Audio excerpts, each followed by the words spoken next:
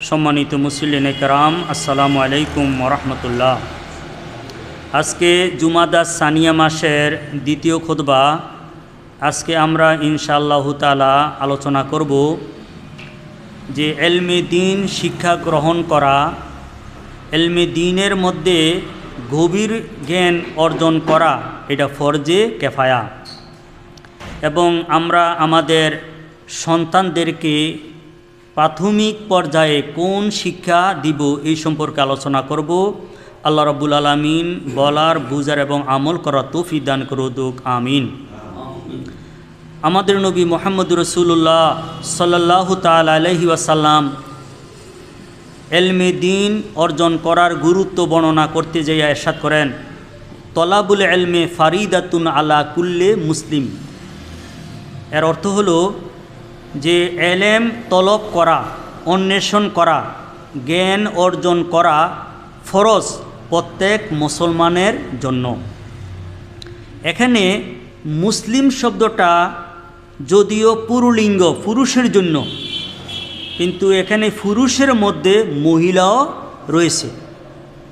কোরআনে কারীম এবং হাদিস শরীফের যে বিধানগুলা এগুলা পুরুলিঙ্গ হিসাবেই ব্যবহার হয়েছে।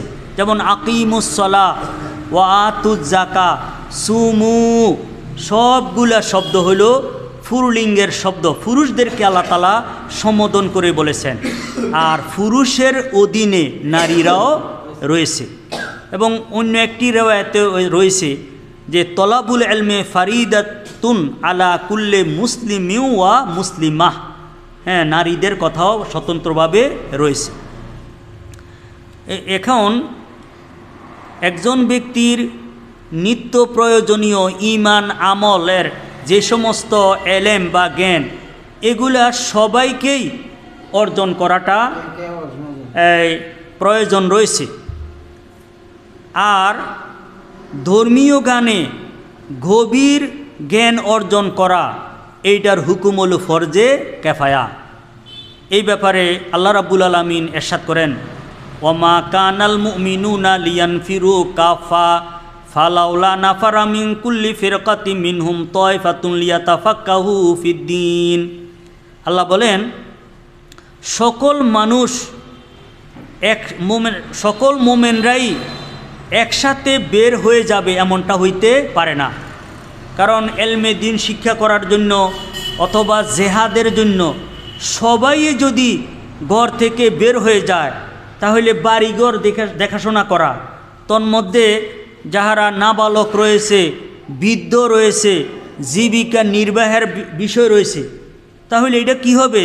দুনিয়ার এন্তেজামে খাল, দুনিয়ার যে শৃঙ্খলা এইটার মধ্যে বিঘ্ন সৃষ্টি হবে। এই জন্য আল্লাহ তাআলাও বলতেছেন যে ওয়ামা কানাল মুমিনুনা লিয়ানফিরু কাফা, যে সকল মোমেনরা একসাথে বের হয়ে যাবে এটা হইতে পারে না। ফালাউনা নাফারা মিন কুল্লি ফিরকাতিন মিনহুম তায়ফা, তে মুসলমানদের মধ্যে কেন, মোমেনদের মধ্যে কেন বড় দল থেকে ছোট একটা দল কেন বের হয় না? কি জন্য?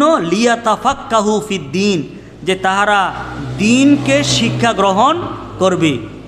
ওয়ালিয়ুনজিরু কাওমাহুম ইজা রাজাউ ইলাইহিম, আর বড় দল থেকে ছোট দল জ্ঞান অর্জন করে যখন তাহারা এলাকার মধ্যে আসবে তাহলে তাহাদের যে বাকি যাহারা জ্ঞান জানে না তাহাদেরকে তাহারা এই যেই জ্ঞান দ্বারাতে তাহাদেরকে ভয় প্রদর্শন করবে।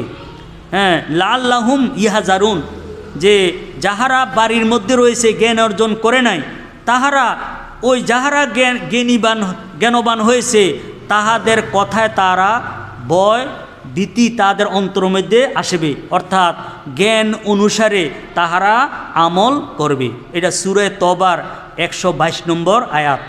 এই আয়াতে কারিমার আলোকে এই মুফাসসিরিনে কেরাম, ফুকাহায়ে কেরাম নির্ধারণ করেছেন যে একটা সম্প্রদায়ের মধ্যে থেকে কিছু সংখ্যক লোক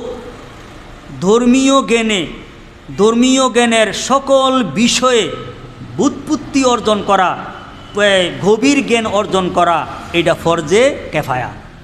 তো এখন একটা সম্প্রদায়ের কেহই যদি এলমে দ্বীনের গভীর জ্ঞান অর্জন করলো না, তা এইটা সম্প্রদায়ের সবাই গুনাহগার হবে। এখন ধর্মীয় জ্ঞান যে কোনো ব্যক্তির থেকে অর্জন করা যাবে না। দুনিয়ার যে জ্ঞান, এইটা একজন ব্যক্তি যে কোনো ব্যক্তি থেকে শিক্ষা গ্রহণ করতে পারে। দুনিয়ার জ্ঞান যেমন একজন ব্যক্তি কৃষিকাজ কেমনে করবে, ইঞ্জিনিয়ারিং কেমনে করবে, ডাক্তারি কেমনে করবে, এইটা দুনিয়ার জ্ঞান। এই সমস্ত জ্ঞান অর্জন করতে হলে যে কোনো ব্যক্তির থেকেই, সাইডা মুসলমান হোক আর বিধর্মী হোক, হ্যাঁ, সে বিশ্বস্ত হোক আর অবিশ্বস্ত হোক, এতে কোনো ধর্তব্য নহে। কিন্তু এলমে দ্বীন শিক্ষা করার জন্য প্রথমেই ব্যক্তি মোমেন মুসলমান কিনা এইটা নিশ্চিত হতে হবে। বিধর্মীর থেকে এই ইসলামের যে ধর্মীয় জ্ঞান, এইটা শিক্ষা করা বৈধ নহে। এর মধ্যে মোমেন মুসলমানের মধ্যে বিশ্বস্ত কেমন, যে এই ব্যক্তি দ্বীনের যে জ্ঞানটা রয়েছে এইটাকে তিনি আমানতদারি হিসাবে এইটা তিনি বিলি করবেন কিনা, নাকি এইটার মধ্যে কোনো খেয়ানত করেন, হ্যাঁ, এই জিনিসটা কি করতে হবে, নিশ্চিত হতে হবে। বিশেষ করে ফেরকায়ে বাতিল থেকে দ্বীন গ্রহণ করা যাবে না। বিশেষ করে আমাদের যে সন্তান রয়েছে, সন্তানদেরকে এলমে দ্বীন শিক্ষা করার জন্য যে আমরা নির্বাচন করব, হ্যাঁ, তাদেরকে পাঠাইব, কিন্তু যাহাদের কাছে পাঠাই তাহারা আহলে সুন্নাত ওয়াল জামাতের আকীদাভুক্ত কিনা এইটা আমাদেরকে দেখতে হবে। তা না হইলে যে ফেরকায়ে যে 72 দল আছে, 72 দলের কোনো এক দলের যদি আমার সন্তান শিক্ষা গ্রহণ করে, তাহলে সে পথভ্রষ্ট হয়ে যাবে। এই ব্যাপারে মুসলিম শরীফ প্রথম খণ্ড 11 নম্বর পৃষ্ঠার মধ্যে একটা হাদিস রয়েছে। আন মুহাম্মদ ইবনে সিরিন কল ইন্না হাযাল ইলমা দীনুন ফানজুরু আম্মান তাকুজুনা দীনাকুম, যে নিশ্চয় এই জ্ঞান এইটা কিন্তু দ্বীন, ধর্মীয় যে জ্ঞান, এটা কি, এটা দ্বীনের একটা বিষয়, এটি কিন্তু মামুলি বিষয় নহে। এখন ফানজুরু, তোমরা লক্ষ্য করো, আম্মান তাকুজুনা দীনাকুম, কাহার থেকে তোমরা দ্বীন গ্রহণ করতেছ। তাহলে কি এই হাদিস শরীফে কি বোঝা যায়, যে দ্বীন গ্রহণ করার পূর্বে যাহার থেকে আমি দ্বীন গ্রহণ করব, যিনি মুআল্লিম, যিনি শিক্ষক ওস্তাদ, তিনি কোন আকীদার, তিনি ভ্রান্ত 72 দলের কিনা এইটাকে নিশ্চিত হতে হবে। হ্যাঁ, 72 দলের যদি হয় তাহলে তাহার কাছ থেকে সন্তানকে এলমে দ্বীন শিক্ষা করার জন্য দেওয়া যাবে না। নিশ্চিত হতে হবে যে তিনি আহলে সুন্নাত ওয়াল জামাতের আকীদাভুক্ত কিনা। কারণ কি, কারণ হলো যে এই যাহারা ফেরকায়ে বাতিল, তাহাদের বাসনা হলো যে আমি যেরম বাতিল, আমার কাছে যে শিক্ষা গ্রহণ করতে এসেছে তাহাকেও আমার বাতুলতার যে আকীদা, এইটাকে আমি তা শিক্ষা দিব, ওইভাবে তাকে গড়াইয়া উঠব। এই জন্য দেখা গেছে সুন্নি পরিবারের কোনো সন্তান বাতিলের কাছে শিক্ষা গ্রহণ করে, হ্যাঁ, তাহার পরিবারের পিতা মাতার অবাধ্য হয়ে যায়, পিতা মাতায় যে আকীদা রাখে এর বিরোধী হয়ে যায়।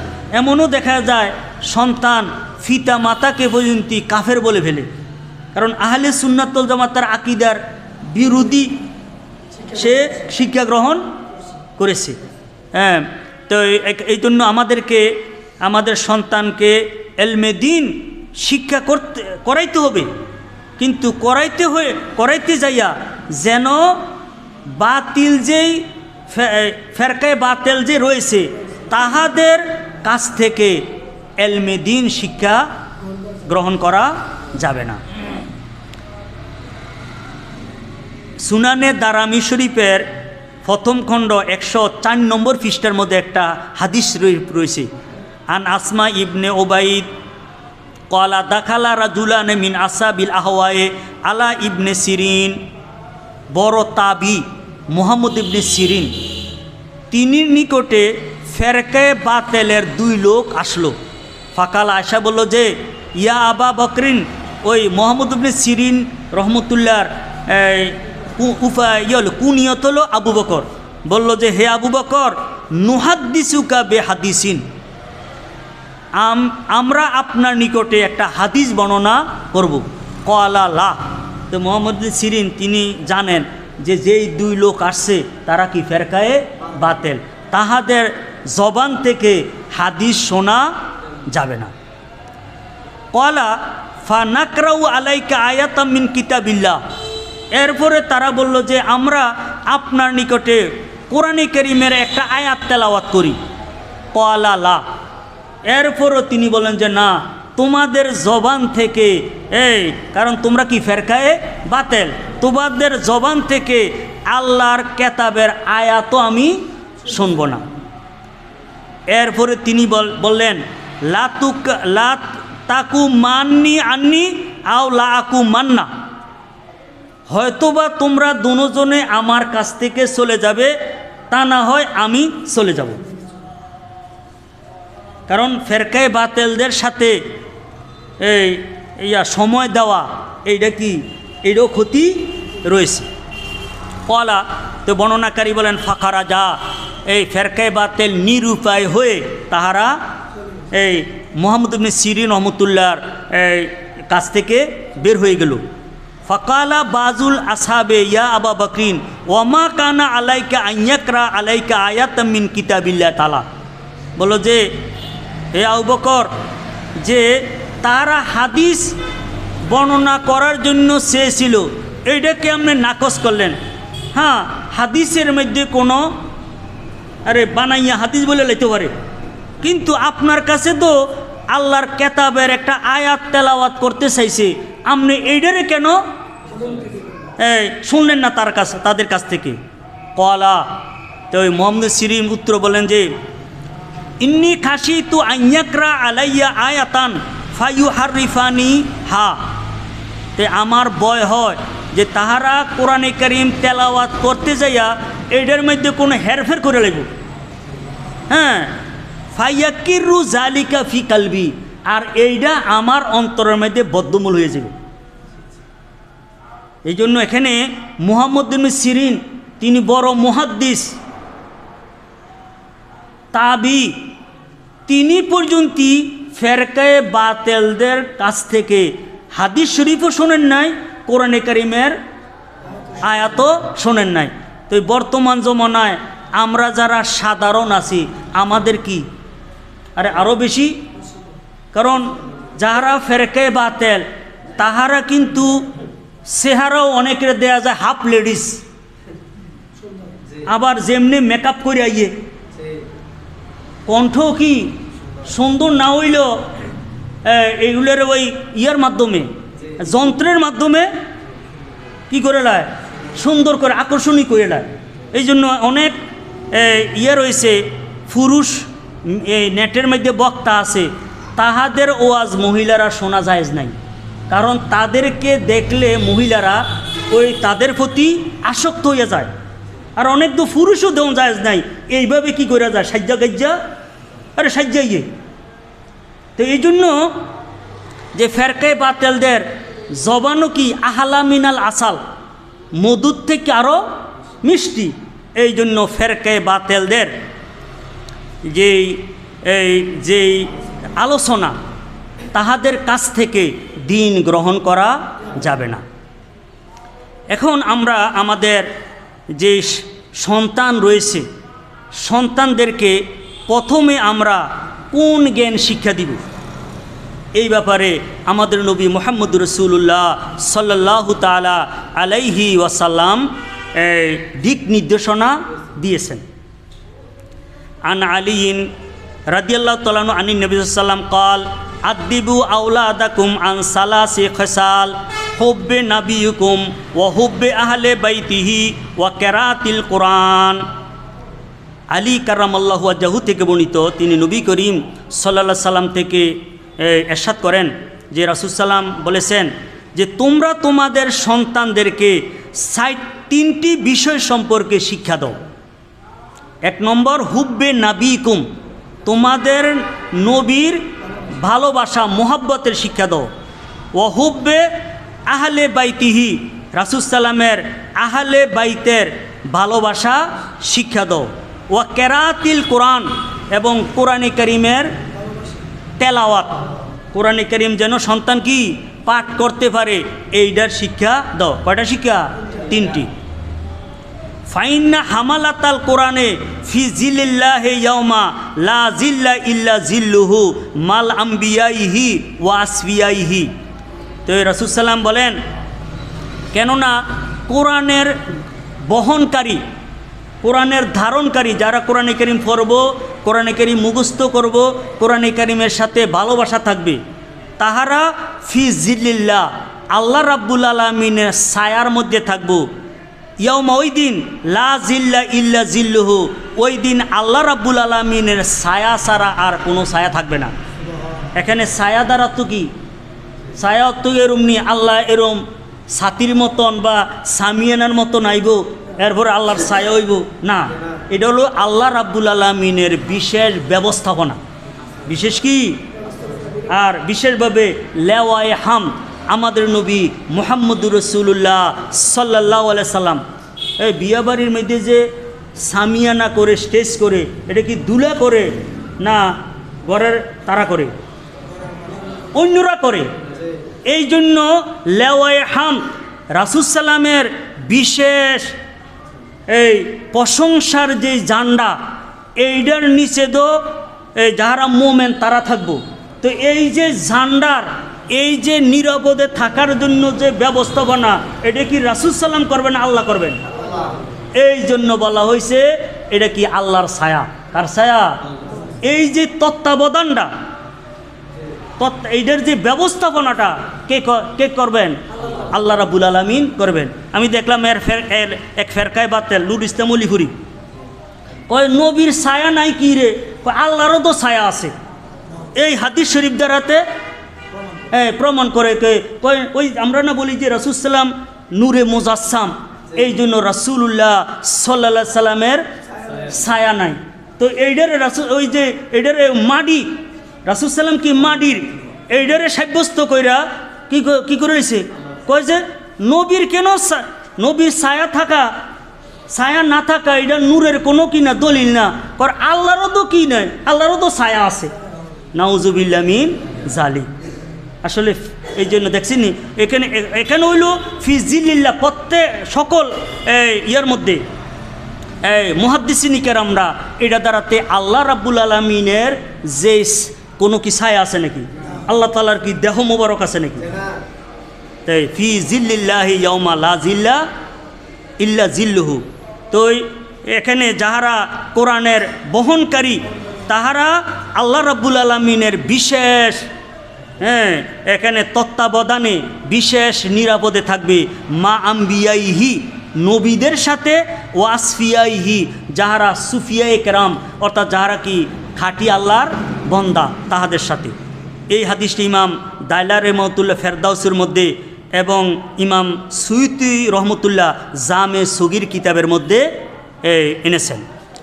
এখন একটা প্রশ্ন জাগে, আমাদের নবী মুহাম্মদুর রাসূলুল্লাহ সাল্লাল্লাহু আলাইহি সাল্লাম আমাদের সন্তানকে অন্য শিক্ষা দেওয়ার পূর্বে আমাদের নবী মুহাম্মদুর রাসূলুল্লাহ সাল্লাল্লাহু আলাইহি সাল্লামের ভালোবাসার শিক্ষা দেওয়ার জন্য গুরুত্ব কেন দিলেন? এখানে এর কারণ হলো, প্রবাদে আছে মান আহাব্বা শাইয়ান আসারাহু ওয়া আসারা মুওয়াফাকাতাহু, যে যাহাকে ভালোবাসে তাহাকে প্রাধান্য দেয় এবং তাহার আনুগত্যকে প্রাধান্য দেয়। যে যাহাকে ভালোবাসে। আমরা মোমেন মুসলমান যারা দুনিয়াতে এসেছি, আমাদের মূল উদ্দেশ্য কি? উদ্দেশ্য হলো আল্লাহ রাব্বুল আলামিনের ইবাদত করা। ওমা খালাকতুল জিন্না ওয়াল ইনসা ইল্লা লিয়াবুদুন, আল্লাহর ইবাদত না? তো আল্লাহ রাব্বুল আলামিনের ইবাদত করতে হলে আমাদের নবী মুহাম্মদুর রাসূলুল্লাহ সাল্লাল্লাহু তাআলা আলাইহি ওয়াসাল্লামের আনুগত্য করতে হবে।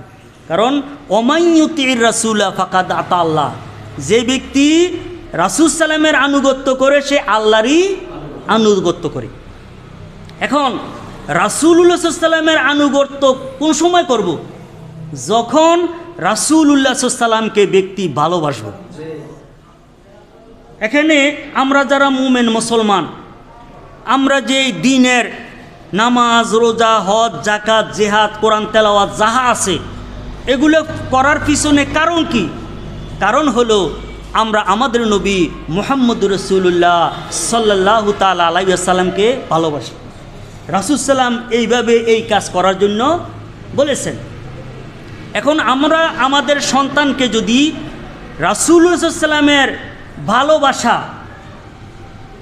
গুরুত্ব শিক্ষা দেই এবং কে রাসূল সাল্লামের যেই সমস্ত গুণাবলী আছে, একজন আরেকজনের প্রতি আকৃষ্ট হইতে হয় কী কারণে? তার যদি গুণ থাকে, যেটার যদি গুণে যদি না থাকে, আমি তাহাকে ভালোবাসে কি দরকার আছে, তাহাকে আমি অনুসরণ করে কি দরকার আছে? এই জন্য আমরা যেন আমাদের সন্তানদেরকে রাসূলুল্লাহ সাল্লাল্লাহু আলাইহি ওয়াসাল্লাম এবং আহলে বাইতের যেই ভালোবাসার গুরুত্ব এইটা যেন শিক্ষা দিই। এটা শিক্ষা দিলে কী হইব? যে আমরা আমাদের সন্তান রাসূলুল্লাহ সাল্লাল্লাহু আলাইহি সাল্লামের আনুগত্য করবে। আরেকটা হলো রাসূলুল্লাহ সাল্লাল্লাহু আলাইহি সাল্লামের এবং আহলে বাইতের যে সমস্ত ফজিলত রয়েছে এগুলো যেন আমরা আমাদের সন্তানদেরকে শিক্ষা দিই। কারণ ফজিলত যখন আছে তাহলে তাহার আনুগত্য করা, ভালোবাসাটা এটা কি হবে? তার এটা অগ্রগতি হবে। এবং আরেকটা জিনিস আছে, মান আহাব্বা শাইয়ান আকসারা জিকরাহু, যে ব্যক্তি যাহাকে ভালোবাসে তাহাকে অধিক পরিমাণে স্মরণ করে। আরেকটা হলো ভালোবাসার আবু দাউদ শরীফের মধ্যে আছে হুব্বুকা শাইয়া ইউমি ও ইউসিম্মু, ভালোবাসায় তোমাকে অন্ধ করে ফেলবে, ভালোবাসায় তোমাকে বধির করে ফেলবে। এটার অর্থ কি? কোনো একজন ব্যক্তি যদি রাসূল সাল্লামকে ভালোবাসে তাহলে এই কোরআনে কারীম এবং হাদিস শরীফের মধ্যে এমন কিছু আয়াতে কারীম এবং হাদিস শরীফ আছে যেগুলো বাহ্যিকে রাসূল সাল্লামের শানের বিপরীত। তাহলে ওই সমস্ত আয়াত এবং হাদিস শরীফ দেখা বাহ্যিক যেই বিষয়গুলা এগুলোর প্রতি নজর না দিয়া অন্তর্নিহিত বিষয়টাকে গুরুত্ব দিব। যেমন কুল ইন্নামানা বাশারুম মিসলুকুম, এই কোরআনে কারীমের এই আয়াত, এটা কি ফালাই দেন যাবে নাকি? এখানে তো হে নবী আপনি বলেন আমি তোমাদের মতন বাশার, তাহলে এখানে তো বাহ্যিকে দেখা যায় যে রাসূল সাল্লাম আর আমরার মধ্যে মনে হয় কোনো পার্থক্য নেই। আর এর মুখ কইন আছে না, রাসূল সাল্লাম এই রক্তে মাংসে গড়া, ভুল ভ্রান্তিতে ভরা আমাদের মতন সাধারণ মানুষ। কি দিয়া? এই আয়াতে কারিমে দিয়া। এখন এইটা এই ব্যাখ্যা কে করে, কেন করে? করার পিছনে কারণ হলো রাসূলুল্লাহ সাল্লাল্লাহু আলাইহি ওয়াসাল্লামের প্রতি তার ভালোবাসা নাই। রাসূল সাল্লামের শান জানে না। কি জানে না? আহলে সুন্নাত ওয়াল জামাতের আকীদার সকল কিতাবের মধ্যে আছে যে একজন নবী, তিনির মর্যাদা এত বেশি, নবী ছাড়া যত ওলি গাউস কুতুব আছে সকলের মর্যাদা একত্র করলেও একজন নবীর মর্যাদার সমান হবে না। আর সকল আম্বিয়া কেরামের মর্যাদা একত্র করলে আমাদের নবী মুহাম্মদুর রাসূলুল্লাহ মর্যাদা আরও বেশি। তো এটা কই আছে? এগুলো হইল আহলে সুন্নাত ওয়াল জামাতের আকীদার কিতাবের মধ্যে আছে। তাহলে এই জ্ঞানটা যদি কোনো ব্যক্তি থাকে তাহলে কুল ইন্নামানা বাশারুম মিসলুকুম, এটা কইয়া রাসূল সাল্লাম আমাদের মতন একজন সাধারণ মানুষ, এটা কোনের সুযোগ আসেনি? আসেনি? আমরা যারা আছি আমরা গাউসে পাক আব্দুল কাদের জিলানির মতন, তাহলে আমরা একজন আল্লাহর ওলির মতনও না। এখন সকল আল্লাহর ওলি, কোটি কোটি আল্লাহর আদম আলাইহিস সালাম থেকে শুরু করে কিয়ামত পর্যন্ত কোটি কোটি আল্লাহর ওলি আছে না? হবে না? তো প্রত্যেকের মর্যাদাকে একত্র করলেও একজন নবীর সমান হবে না। আর আমাদের নবীর সমান হয়ে যাব, নাউজুবিল্লাহ মিন জালিক। এই জন্য যে ভালোবাসা যদি আমাদের সন্তানদেরকে দিতে পারি তাহলে এইটা কী হবে? অ্যান্টিভাইরাস। দেখবেন অনেক রোগ যখন আসে তো সন্তানদেরকে যেন এই রোগে আক্রান্ত না হয় আগের থেকে এটা কি দিয়ে দেয়? টিকা দিয়ে দেয়, প্রতিষেধক টিকা দিয়ে দেয়। টিকা দিলে কি হইব? এই রোগটা তো আছে, এটার জীবাণু আছে, তখন এই জীবাণু যেন তাহাকে আক্রান্ত করতে না পারে। তদ্রূপ আমাদের সন্তান, তার জীবন শুরু হয়েছে ৭২ ফেরকায়ে বাতিলদের ভাইরাস আছে। কয়টা? একটা দুইটা নাকি? ৭২। এটা কিন্তু ৭২ হলো মূল, ৭২ হলো কি? এটির আরও কত কি আছে, শাখা আছে। তো এই ৭২ যেই ফেরকায়ে বাতিলদের যেই ভাইরাস, এগুলোর থেকে রক্ষা করতে হইলে আমাদের সন্তানদেরকে অ্যান্টিভাইরাস আগে দিয়ে লাগতে হইব। তো অ্যান্টিভাইরাসের মধ্যে সবচেয়ে গুরুত্বপূর্ণ অ্যান্টিভাইরাস হলো মুহাব্বতুন নবী সাল্লাল্লাহু আলাইহি সাল্লাম, রাসূল সাল্লামের কি ভালোবাসা। যখন আপনি একটা সন্তানকে এই জ্ঞানটা দিবেন, এই আমাদের নবী কিন্তু অন্য নবীর মতন না, তিনি হইলেন কি সাইয়্যিদুল আম্বিয়া। এই আমাদের নবী কিন্তু এখানে অন্য নবীদের মতন নহে, যে হাসরের ময়দানে আদম আলাইহিস সালাম থেকে শুরু করে ঈসা আলাইহিস সালাম সকলে বলবে কি নাফসি নাফসি। কি বলবে? নাফসি নাফসি। এবং আদম আলাইহিস সালাম থেকে শুরু করে সমস্ত আম্বিয়া কেরাম, সকল মানুষ আমাদের নবী মুহাম্মদুর রাসূলুল্লাহ সাল্লাল্লাহু আলাইহি সাল্লামের এই লেওয়ায়ে হামদের নিচে থাকবে। তো ওই ভয়াবহ মুহূর্তে আমাদের নবী মুহাম্মদুর রাসূলুল্লাহ সাল্লাল্লাহু আলাইহি সাল্লাম বলবেন কি রাব্বি হাবলি উম্মতি উম্মতি উম্মতি। তাহলে এই জন্য এগুলো হলো কি অ্যান্টিভাইরাস, যাহারা ফেরকায়ে বাতিল, তাহারা আমাদের সন্তানদেরকে বিপদগামী করার জন্য বিভিন্ন ব্যবস্থা, বিভিন্ন কি সুন্দর সুন্দর কথা বলবো, সুন্দর সুন্দর বই দিব, এখানে হবে অনেক কিছু করব। এই জন্য প্রথমেই যদি আমরা আমাদের সন্তানদেরকে আমাদের নবী মুহাম্মদুর রাসূলুল্লাহ সাল্লাল্লাহু আলাইহি সাল্লামের ভালোবাসার গুরুত্ব এবং কেন ভালোবাসবো, রাসূল সাল্লামের যেই রয়েছে শান রয়েছে, এগুলো যদি আমরা আমাদের সন্তানদেরকে যদি প্রথমেই শিক্ষা দেই তাহলে ফেরকায়ে বাতিলরা আমাদের সন্তানদেরকে বিপদগামী করতে পারবে না। তো কারণ কি, যে যেতই ফেরকায়ে বাতিলরা রাসূল সাল্লামের বদনাম গাউক না কেন, ওই হুব্বুকা শাই ইউমি ওই ইউসিমু, যে ভালো কোনো বস্তুকে ভালোবাসা কি করবে, তোমাকে অন্ধ করে ফেলবে, তোমাকে বোবা করে ফেলবে। বোবা তো কি? বোবা অর্থাৎ যে তুমি যাকে ভালোবাসো যেতই তার বদনাম তোমার কাছে কোক, তুমি এগুলা কানে দিবা না, তুমি এটি শুনবা না। তুমি এটা কি, ও একটা কথা আছে ইয়ার কাছে, লায়লা মজনুর কাছে নাকি লায়লার বদনাম গাইছে। লায়লা তো এত কোনো কি না, সুন্দরী না, তুমি কেন এত পাগল হইছ? তো ওই মজনুয়ে বলছিল, আরে আমার চোখটা যদি তোমার চোখের মধ্যে লাগাইতে পারতাম তাহলে তুমি দেখতা যে আমার লায়লা দে কত সুন্দরী।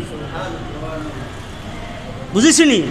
এই তদ্রূপ আমাদের সন্তানকে যদি রাসূলুল্লাহ সাল্লাল্লাহু আলাইহি ওয়াসাল্লামের ভালোবাসার এই কি চক্ষু দিতাম পারি, তাহলে ফেরকে বাতেলরা আমাদের নবী মুহাম্মদ রাসূলুল্লাহ সাল্লাম আহলে বাইতের যতই বদনামি করুক না কেন এইটার কোনো কাজে আসবে না। হ্যাঁ, এটার কোনো প্রভাব পড়বে না। যেমন আমরা আমাদের সন্তানদেরকে রাসূল সাল্লামের যে ভালোবাসার যে গুরুত্ব এইটা প্রথমে শিখাইতে পারি। আরেকটা কথা বলতেছি, আমরা কিন্তু ঘরোয়া কথা বলতেছি, এটা আমি আমার নিজের জন্য কথাটাই বলতেছি। বিশেষ করে এই কথাগুলো যদি আমি আগে জানতাম আমার জন্য ভালো হইতো, কারণ অনকা বাচ্চারা কী হয়েছে গিয়া আমার যেটি বড় হয়েছে আর নাই নাত করে যদি হয় তাহলে এটি আমার কিছু কাজে করে। যেটা হলো আমার সন্তান আমার কাছে যেত গুরুত্ব, আমার যেত আপন, পৃথিবীর মধ্যে অন্য কেউ আসেনি, পৃথিবীর মধ্যে অন্য কেউ নাই। আমারটা আমার কাছে কি সবচেয়ে বেশি সেরা। ওই বাদশাহ আকবরের কাছে বলে এই বাদশাহ আকবর বলছিলেন উজিরকে যে ইয়ে করো, রাজ্যের মধ্যে সবচেয়ে সুন্দর একটা ছেলেকে আনো, তারে আমি পুরস্কৃত করব। অনেক কথা শুন না, পরের দিন ছেলে একটা আনছে, এটা কালা, এটা কি অন্ধ, আর তো পারে না, লুলা প্রতিবন্ধী। অহন বাদশায় খেপে গেছে, আমার রাজ দরবারের মধ্যে কি এইটি কি সন্তান আছে, তোমার কইলাম সবচেয়ে সুন্দর। তো উজির বলতেছে, রাজা মহাশয় মনে কিছু নেন না, এইটা আমার ছেলে, যদিও এটা চেহারায় কালো, যদিও এটা অন্ধ, যদিও এটা হাঁটতে পারে না, এটা কি আমার রাজ্যের মধ্যে আমার এই প্রতিবন্ধী কুৎসিত ছেলের থেকে অধিক সুন্দর আর আমার কাছে কোনোটা নাই। ঠিক আছে নি? তাহলে এই জন্য আমার সন্তানের ব্যাপারে আমারই যত্ন নিতে হবে। নিজের ছেলেকে মার দুধ কে খাওয়াইব? অন্যজনে খাওয়াইব না মায় খাওয়াইব? হ্যাঁ, ওই গরুর যদি দুধ খায় তাহলে এইটার স্বভাবের মধ্যে কী হইব? আর গরুর স্বভাব হইব। ছাগলের খাওয়াইলে কী হইব? ছাগলের স্বভাব হইব। এই জন্য আমাদের সন্তানগুলা মানবের যে স্বভাব থেকে ভিন্ন হয়ে যাইতেছে না, এটির পিছনে কিন্তু আমরাই দায়ী। যে অনেক মায়েরা মনে করি দুধ পান করাইলে আমার শরীরের নি কোনো ক্ষতি হয়ে জিজ্ঞায়, এই জন্য ওই ডানুর দুধ গরুর দুধ খাওয়ায়। তো আমি ঢাকা থাকতে একটা লোকে অনেক আগে বলছিল আর কয়, আমরা তো আমাদের মার কাছে দুধের দাবি আছে, বর্তমানের অনেক সন্তান অস্ট্রেলিয়া গাভীর কাছে দাবি, মার কাছে কি নাই? দুধের দাবি নাই। এরম যদি সন্তান হয় তাহলে এইটা কি হবে না? সৎ সন্তান হবে না। এখন বিদ্যালয়ে দেন, প্রাইভেট মাস্টার রাখেন, যেতই করেন, কিন্তু এগুলার এই আলগা যে তত্ত্বাবধান, এইটা কিন্তু আপনার যে তত্ত্বাবধান করবেন এইটার মতন হবে না। এই জন্য যেই কথাগুলো বলতেছি ইনশাল্লাহ আরও আমরা 2-1 জুমাতে বলবো। এটি আমি এই বর্তমান জমানার জন্য আমরা যারা অভিভাবক রয়েছি আমাদের খুবই প্রয়োজন। আমরা খানার টেবিলের মধ্যে বসা অথবা দিনের বা রাত্রের কোনো একটা সময়ের মধ্যে ঘরের তাদেরকে, হ্যাঁ, ছেলে সন্তান যা আছে, স্ত্রী আছে, হ্যাঁ, মেয়ে আছে, তাদেরকে নিয়ে এই সমস্ত বিষয়গুলা আমরা কি করব? আলোচনা করব। হইতে পারে এরকম যে আপনি যেই বিদ্যালয়ের মধ্যে দিছেন অথবা যেই মাস্টার রাখছেন এই মাদ্রাসার মধ্যে দিছেন, এই সমস্ত কথাগুলা নাও বলতে পারে। হ্যাঁ, যেমন এই বলবেন যে আমাদের নবী মুহাম্মদ রাসূলুল্লাহ সাল্লাল্লাহু আলাইহি সাল্লামকে ভালোবাসা ঈমান। রাসূল সাল্লামকে ভালোবাসা কি? যে সন্তানকে বলতে হবে যে রাসূল আমাদের নবী মুহাম্মদ রাসূলুল্লাহ সাল্লাল্লাহু আলাইহি সাল্লাম তিনিকে ভালোবাসা। আমরা দুনিয়ার মধ্যে অনেকে অনেক কিছু ভালোবাসে, সমস্ত ভালোবাসার এগুলা কোনো কোনো বালা আসে বাল আছে এটি না জায়েজটাও ভালোবাসি, অবৈধরা কি করি ভালোবাসি, কোনোটা কি সুন্নত মুস্তাহাব। কিন্তু আমাদের নবী মুহাম্মদুর রাসূলুল্লাহ সাল্লাল্লাহু তাআলা আলাইহি ওয়াসাল্লামকে ভালোবাসা ফরজে আইন, অবশ্যই ভালোবাসতে হবে। এই জন্য যদি আরবি কোন দরকার নাই, বাংলাটি কোন যাইতো না, আরে বাংলা তো কইতাম পারি। যে যেমন বুখারী এবং মুসলিম শরীফে আছে, রাসূল সাল্লাম বলেন, লা ইউমিনু আহাদুকুম হাত্তা আকুনা আহাব্বা ইলাইহি মিন ওয়ালিদিহি ওয়া ওয়ালাদিহি ওয়ান নাসি আজমাইন, যে তোমাদের কেহ কখনো মুমিন হইতে পারবে না যতক্ষণ না আমাকে তোমার পিতা, তোমার মাতা, তোমার সন্তান, সকল মানুষ থেকে অধিক ভালো না বাসো। তাইলে বাচ্চাদেরকে বলতে হবে, হে বাচ্চা তুমি কিন্তু আমারও ভালোবাসো। কিন্তু হ্যাঁ, রাসূল সাল্লামের ভালোবাসা এই বাবা হিসেবে আমার মতন না, বরং রাসূলুল্লাহ সাল্লামের ভালোবাসা এই আমি যে বাবা, আমি যে মা আছি, এর থেকে আরও বেশি ভালোবাসতে হবে। বলো এটা কেমন? এটা হলো এরম, আমিও যদি রাসূলুল্লাহ সাল্লামের সুন্নতের ব্যতিক্রম যদি কোনো একটা কাজ করার জন্য বলি, পরামর্শ দেই, এইটাকে না করে আমাদের নবী মুহাম্মদুর রাসূলুল্লাহ সাল্লাল্লাহু আলাইহি সাল্লাম হ্যাঁ যেই দিক নির্দেশনা দিয়ে সুন্নত দিয়েছেন, এইটারে কী করবা? ভালোবাসবা। যেমন এরম হইতে পারে, আমি রাসূল সাল্লামের সুন্নত হলো খাওয়াটাকে বিসমিল্লাহ বলে খাওয়া শুরু করা। হ্যাঁ, আমি যদি ভুলক্রমে কোনো সময় বিসমিল্লাহ বলা ভুলেও যাই, কিন্তু আমাকে তুমি অনুসরণ করবা না, করবা কি আমাদের নবী মুহাম্মদুর রাসূলুল্লাহ সাল্লাল্লাহু তাআলা আলাইহি ওয়াসাল্লামকে। এইভাবে আমরা সন্তানকে শিক্ষা দিতে হবে। এবং যা আরেকটা হলো যে আমরা যত আমল করি, নামাজ, রোজা, হজ, যাকাত, ঈমান, রাসূলুল্লাহ সাল্লাল্লাহু আলাইহি ওয়াসাল্লামকে যে যেই পরিমাণে ভালোবাসে, ওই আমলের স্বাদ ব্যক্তি ওই পরিমাণে হইবে। কেউ একই ফল, একই জিনিস, সবাই কি একরকম স্বাদ গ্রহণ করে? যে ব্যক্তির জ্বরও ঠান্ডিও, এই ব্যক্তির কাছে যদি রসগোল্লা দেন, কিরম লাগবে? এটা তিতা। রসগোল্লা মনে হয় সুয়া দিয়ে বানাইছে, কি দিয়ে বানাইছে? মিষ্টি দিয়ে বানাইছে। তো এখন সুখে লাগে কেন? এইটা তার মুখের মধ্যে রুচি না থাকার কারণে। ঠিক আছে? তো তদ্রূপ রাসূলুল্লাহ সাল্লাল্লাহু আলাইহি ওয়াসাল্লামকে যে যেই পরিমাণে ভালোবাসবে, ওই পরিমাণ অনুসারে তার যে আমল আছে, আমলটা আর স্বাদ লাগবে।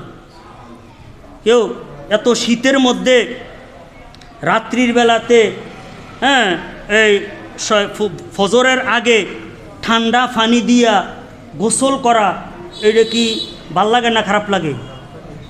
অবশ্যই খারাপ লাগে। নামাজ না পড়ে যদি কয় যে ইয়া করো, আরে মাছ ধরে আনো, আরে ফুসকুনিতে করো, মাছ ধরে আনার জন্য যদি বলে দরকার নাই, দরকার হলে 500 টাকা দিলাম, তবুও কি এরকম না? কিন্তু না, এই রাসূলুল্লাহ সাল্লাল্লাহু আলাইহি ওয়াসাল্লামকে যদি কেহ ভালোবাসে, তাহলে গভীর রাত্রে তাহাজ্জুদের সময় বা ফজরের সময় এই যে ঠান্ডা যে পানি, এটা ঠান্ডা লাগবে না, এটা আরাম লাগবে। এটা কি লাগবো? এটা সবার জন্য একরকম না। রাসূল সাল্লামের প্রতি যার যেতুটুকু কি ভালোবাসা, এই ভালোবাসা অনুসারে তার কী হইব? এটা স্বাদ লাগবে। যেমন এই ব্যাপারে হাদিস শরীফ আছে, আনাস রাদিয়াল্লাহু আনহু নবী সাল্লাল্লাহু আলাইহি ওয়াসাল্লাম সালাসুন মান কুন্না ফিহি ওয়াজাদা হালাওয়াতুল ঈমান, 3টা বিষয় আছে, যেই ব্যক্তির মধ্যে 3টা বিষয় পাওয়া যায়, সেই ঈমানের স্বাদ গ্রহণ করব। তাহলে ঈমানের কি আছে? স্বাদ আছে। আইয়াকুনাল্লাহু ওয়া রাসূল আহাব্বা ইলাইহি মিম্মা সাওয়াহুমা, যে ব্যক্তির নিকটে আল্লাহ এবং তার রাসূল অধিক প্রিয়ের হবে, ভালোবাসার হবে আল্লাহ এবং রাসূল ছাড়া অন্যটি। ব্যতীত। যত ভালোবাসা আছে, যত গিয়েছে, আরে যত ভালোবাসা আছে, মোহাব্বত আছে, সমস্ত মোহাব্বত থেকে নবী মুহাম্মদুর রাসূলুল্লাহ এবং আল্লাহ রাব্বুল আলামিনের যার কাছে কি আছে, ভালোবাসা আছে, তার কাছে এটা কি লাগবো, স্বাদ লাগবে। এরপর হলো আইয়ুহিব্বাল মারা লা ইউহিব্বু ইল্লা লিল্লাহ, একজন ব্যক্তি আরেকজন ব্যক্তিকে ভালোবাসবে আল্লাহর সন্তুষ্টিতে। কি সন্তুষ্টিতে? আল্লাহর সন্তুষ্টিতে ভালো যদি বাসেন, তাহলে তাকে যদি 1,00,000 টাকাও দান করেন, তাহলে এটা কি থাকবো, মনের মধ্যে কোনো আর আফসোস থাকতো না, আর দুঃখ থাকতো না। আর যদি আল্লাহর রস্তে ছাড়া দুনিয়ার কোনো স্বার্থে, আরে তারে তো আমি 5 কেজি আম দিছিলাম, সে তো আমারে কমপক্ষে বেশি না দো 5 কেজি তো আবার দিব, এর লাগিয়ে কী করছিলাম, আরে 5 কেজি আম দিছিলাম। তাহলে আমের মৌসুম শেষ, যতদিন আমের মৌসুম শেষ হতো না, এতদিন অন্তরের মধ্যে জ্বালা থাকবো, কি রে 5 কেজি দিলাম, হেতে তো আমারও তো দিতেছে না রে, কি থাকবো, আরে মলের মধ্যে তো কথা বুঝেছিনি। হ্যাঁ হ্যাঁ, আপনি যদি কাউকে যদি ভালোবাসেন কিসের জন্য, আল্লাহর সন্তুষ্টির জন্য, তাহলে এইটার মধ্যে কী হইব, ইমানের স্বাদ পাওয়া যাবে। আর একটা হলো ওয়া আইয়ুকরিহা আইয়াউদা ফিল কুফরে কামা ইয়াকরাহু আইয়ুকজাফা ফিন্নার, যে একজন ব্যক্তি কুফুরির থেকে ইমানের মধ্যে আসার পরে আবার কুফুরের মধ্যে ফিরে যাওয়াটা এত অপছন্দ যে আগুনের মধ্যে নিক্ষেপ হওয়ার থেকে বেশি। কেউ জান্না হুন্না আগুনের মধ্যে জাপ দেওয়া, এটা কি পছন্দ না অপছন্দের? তো এই রাসূল সাল্লাম বলেন যে ইমানের স্বাদ ওই ব্যক্তি গ্রহণ করবে, হ্যাঁ কি পাইব, যে ব্যক্তির অন্তরের মধ্যে এরম হয়, আলহামদুলিল্লাহ আমি কি হইছি, মোমেন হইছি, আমি সুন্নি হইছি। ডলার দিলে আমার কি করা যাবে না, কালার পরিবর্তন করা যাবে না, আমি যেটার মধ্যে আছি এটা আমি কি সঠিক আছি, বহালে আছি, এইটারে যদি অন্তরঙ্গভাবে যদি গ্রহণ করে, এই অন্তরঙ্গরে গ্রহণ করার ফলে যত প্রকারের বিপদ আপদ আসুক, এইটা তার জন্য কি হইব, এটা সহজ হয়ে যাব। তো এই জন্য হজরত আইয়ুব আলাইহিস সালামকে জিজ্ঞাসা করছিল একজনে যে, হে আইয়ুব আলাইহিস সালাম, আপনার এই জীবনে কোন সময়টা সবচেয়ে বেশি আনন্দ রয়েছে? তো তিনি বলছিলেন যে, যে সময় আমাকে আমার স্ত্রী পর্যন্ত ঘরের থেকে বের করে আমার অসুস্থতার কারণে দূরে রাখছে, কেহই নাই আমাকে দেখার জন্য, ওই সময় আল্লাহ তাআলা 2 বার আমাকে দিনে জিজ্ঞাসা করতেন, হে আইয়ুব তুমি কেমন আছো? এই সময়টা হলো আমার জীবনের সবচেয়ে বেশি আনন্দের।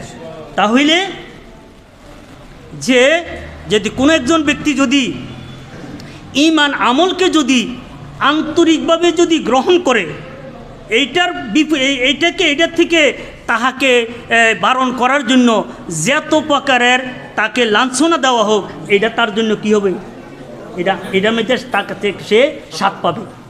হজরত বেলাল রাদিয়াল্লাহু তাআলা আনহুকে তো কত কষ্ট দেওয়া হয়েছে। এই যে তিনিকে জিজ্ঞাসা করা হয়েছিল যে, আপনাকে যে এত কষ্ট দিতেছে এইটা আপনার কেমন? কয় যে, আরে মহিলারও তো ফাতিল কিনতে এটারে কি করে একটু বাজাইয়া নেয়, তো আমার যে ইমান কেমন আছে এইটা কাফের মুশরিকরা আমাকে আঘাত দিয়া এটা কি করে যাচাই করতেছে। তাহলে আঘাতটাকে তিনি ইমানের পরীক্ষা হিসেবে নিয়েছেন। যা হোক, আমরা পর্যায়ক্রমে আমাদের সন্তানদেরকে রাসূল সাল্লামের কি মোহাব্বত এবং রাসূল সাল্লামের কি ফজিলত এগুলো জানানোর প্রয়োজন, সেগুলো আমরা ইনশাআল্লাহ ধারাবাহিকভাবে আলোচনা করব।